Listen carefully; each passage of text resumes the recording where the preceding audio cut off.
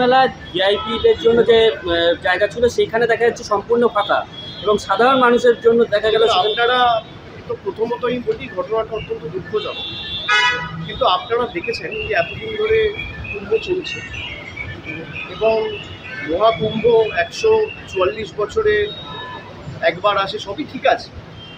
এত মানুষ যখন যাবে একটা মিনিমাম ব্যবস্থাপনা প্রস্তুতি তো দরকার। এখানে প্রস্তুতি কম, ব্যবস্থাপনা কম, পরিকল্পনা কম, প্রচার ঢাকঢোল পিটিয়ে পাবলিসিটি বেশি, খালি মার্কেটিং আর পরিকল্পনা নেই। এই জিনিসটাই যদি অন্য কোনো রাজ্যে হতো, বিশেষ করে বিজেপি বিরোধী রাজ্যে, যদি তামিলনাড়ুতে হতো বা বাংলায় হতো বা অন্য কোনো রাজ্যে যারা বিজেপির বিরুদ্ধে লড়াই করছে, এতক্ষণ রাষ্ট্রপতি শাসনের কথা জারি করার কথা বলা হতো। এখন তো সরকারি ফিগারই দিতে পারে, কখনো বলছে 30 জন, কখনো বলছে 40 জন। আমি যতটুকু দেখেছি শুনেছি, ওখানকার যে কজন সাংবাদিকের সাথে আমার কথা হয়েছে, সংখ্যাটা 100 পেরিয়ে গেলেও অবাক হওয়ার কিছু নেই। গরিব মানুষের জন্য কোনো ব্যবস্থা নেই। বড় বড় উদ্যোগপতিরা যাচ্ছে, নেতা মন্ত্রীরা যাচ্ছে, তাদের জন্য ভিভিআইপি ব্যবস্থা।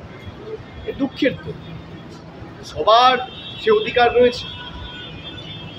গরিব মানুষ, বয়স্ক মানুষ যারা 70 বছর, 75 বছর, 80 বছর, এমনকি 90 বছরের বয়োজ্যেষ্ঠ লোকেরা একবার কুম্ভে যাচ্ছে যে আমরা স্নান করব, তাদের জীবদ্দশায় একবার এই সুযোগ পাচ্ছে।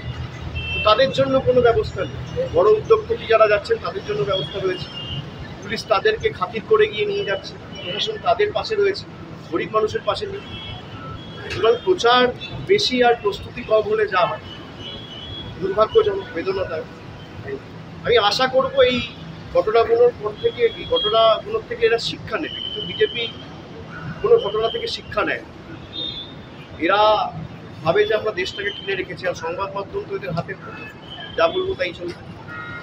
মানুষ দেখেছে যে নেতা মন্ত্রী যখন যাচ্ছে সব খালি করে দেওয়া হচ্ছে, রাস্তা ফাঁকা করে দেওয়া হচ্ছে, এমনকি সংগ্রামের একদম সামনে অব্দি গাড়ি নিয়ে যাওয়ার ব্যবস্থা পর্যন্ত রয়েছে।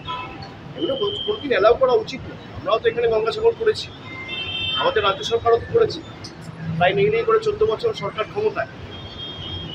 এরকম ঘটনা যদি বাংলায় ঘটত, ঈশ্বর সর্বশক্তিমান না করে কোনোদিন ঘটুক, যদি ঘটত তাহলে এতক্ষণ তো রাষ্ট্রপতি শাসন জারি করার কথা বলতো।